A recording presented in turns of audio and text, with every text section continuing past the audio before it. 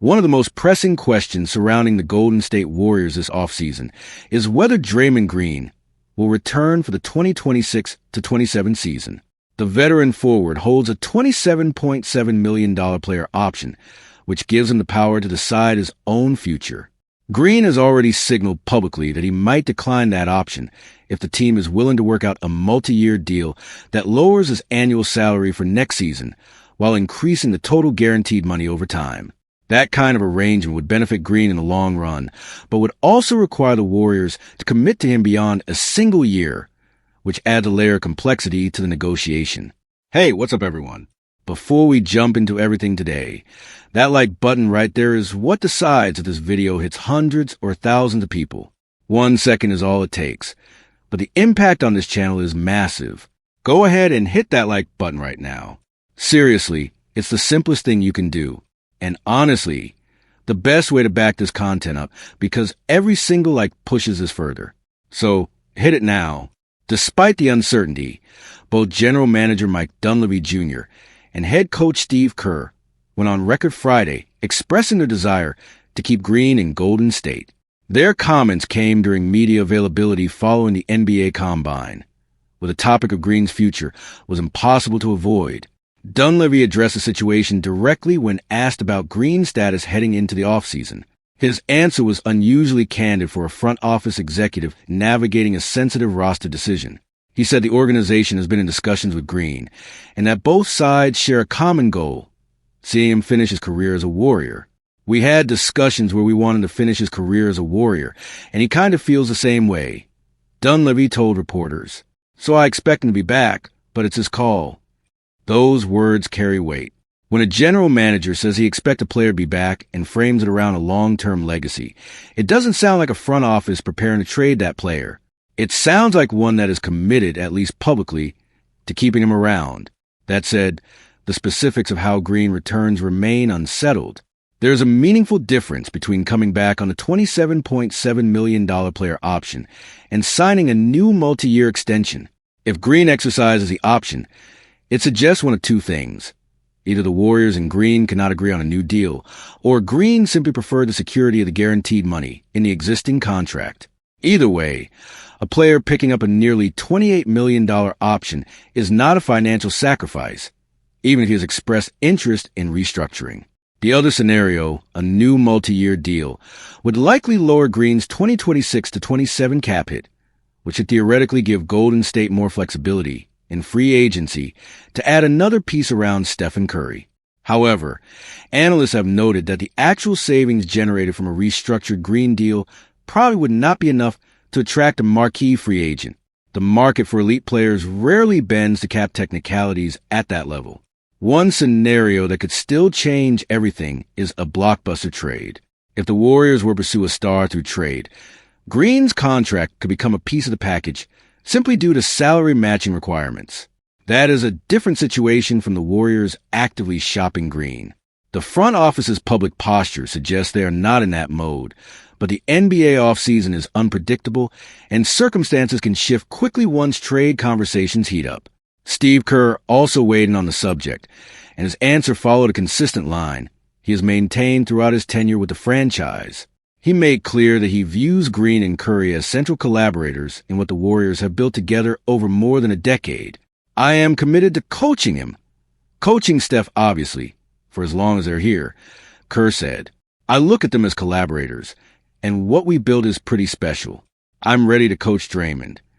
That is about as unambiguous as a head coach can get when discussing a veteran player's roster status.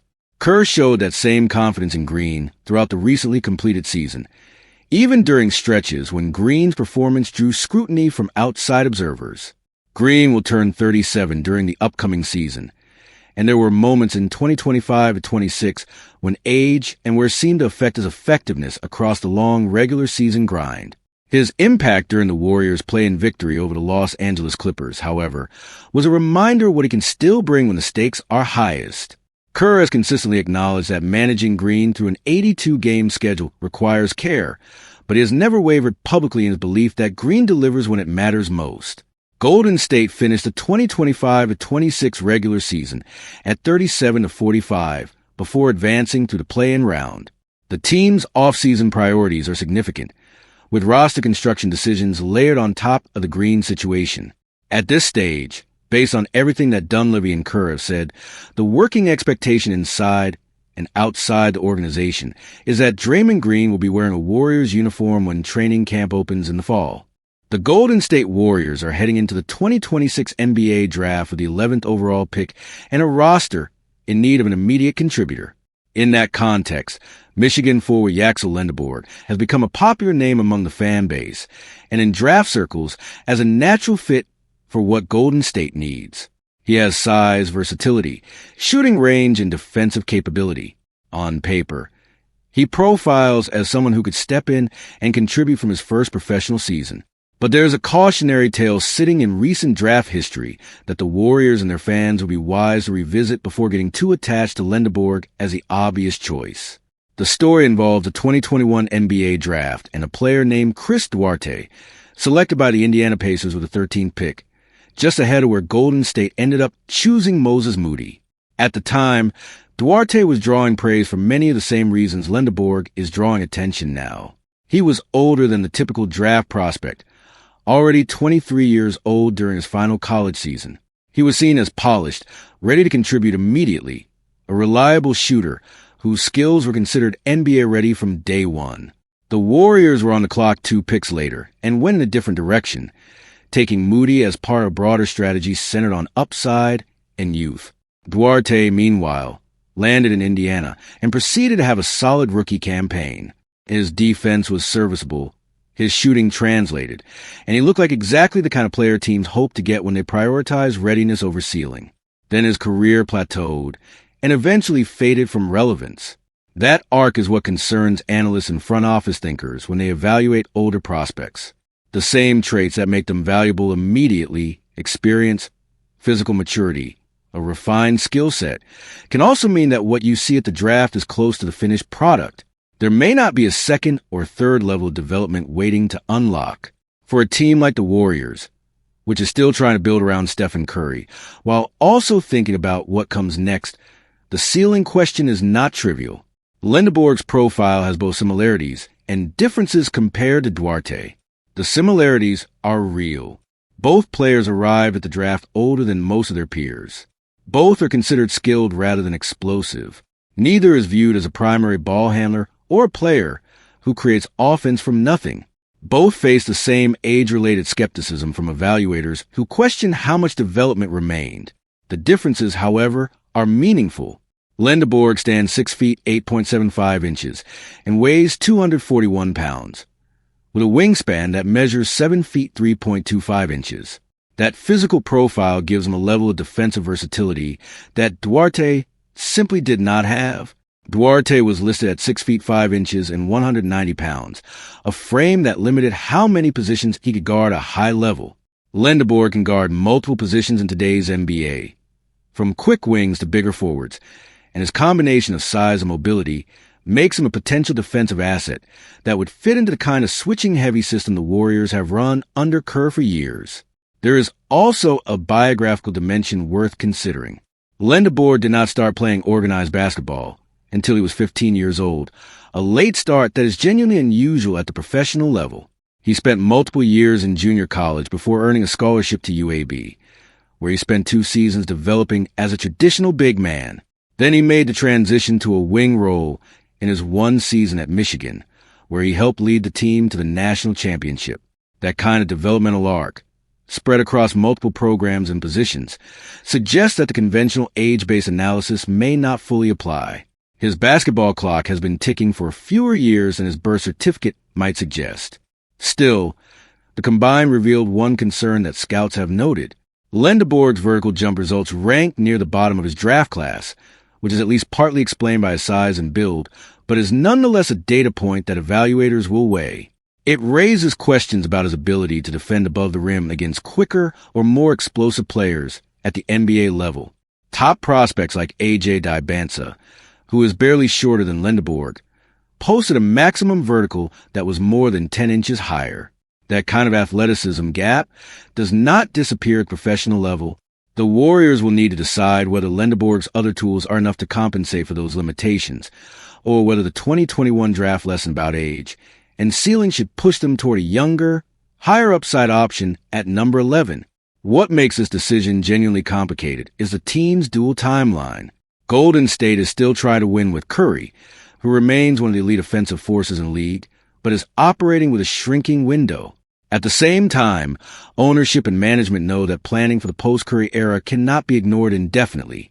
A 23-year-old prospect who is ready immediately, but carries a lower ceiling than a 19-year-old rookie, represents a real fork in the road.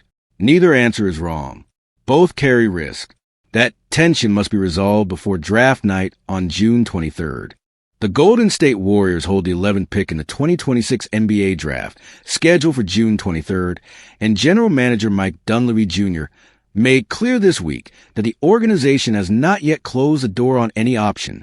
Speaking to reporters following the NBA Combine in Chicago, Dunleavy outlined the team's thinking in unusually transparent terms, acknowledging four distinct directions the Warriors could take with that selection: drafting a prospect outright, trading up in the draft, trading down to acquire additional assets, or packaging the pick in a deal for an established veteran player. That kind of public flexibility from a general manager is notable, and it reflects the genuine complexity of Golden State's off-season situation. The Warriors finished the 2025-26 regular season at 37-45 and qualified for the postseason only through the play-in tournament. With head coach Steve Kerr returning on a new 2-year deal and Stephen Curry still in the lineup, the franchise is not rebuilding, but it is also not operating with the roster depth to be considered a true title contender. The 11th pick sits at the center of almost every significant decision the front office must make this summer. Dunleavy's exact words captured the scope of the conversation.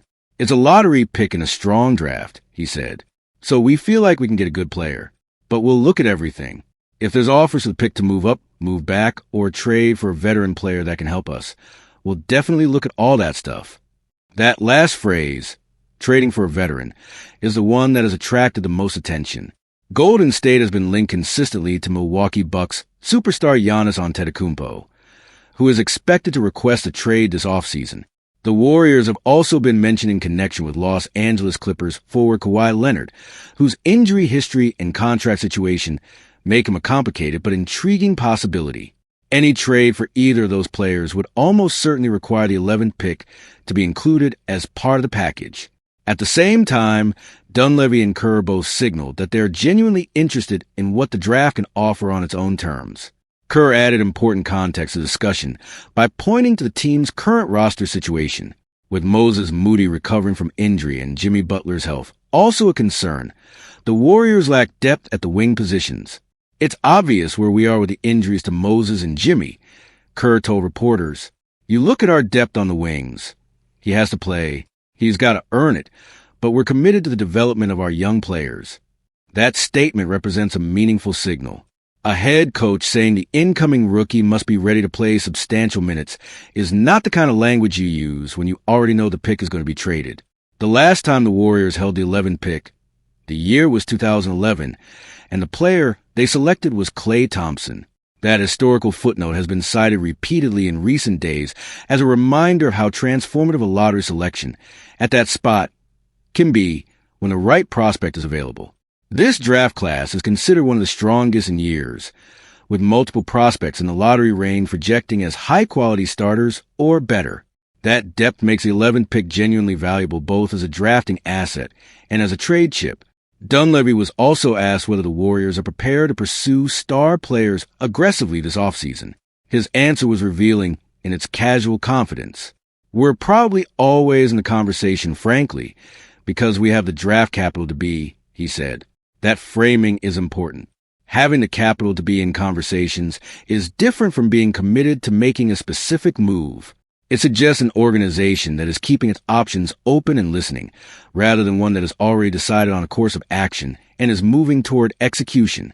What the Warriors ultimately do with the 11th pick would define the shape of their roster next season, and potentially the next several years. If they draft a player, they add a young piece who must contribute immediately given the wing depth issues. If they trade up, they are betting on a higher upside prospect being worth the additional cost. If they trade down, they collect assets for the future. And if they package the pick in a star trade, they are making an explicit choice to prioritize the present over development. Dunleavy has not closed any of those doors. The draft is still 6 weeks away, and the off-season has barely begun.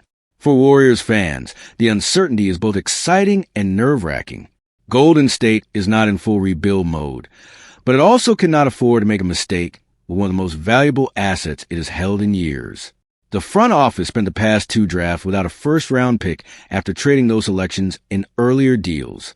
Getting back to the lottery, even at number 11, represents a meaningful reset in terms of building through the draft.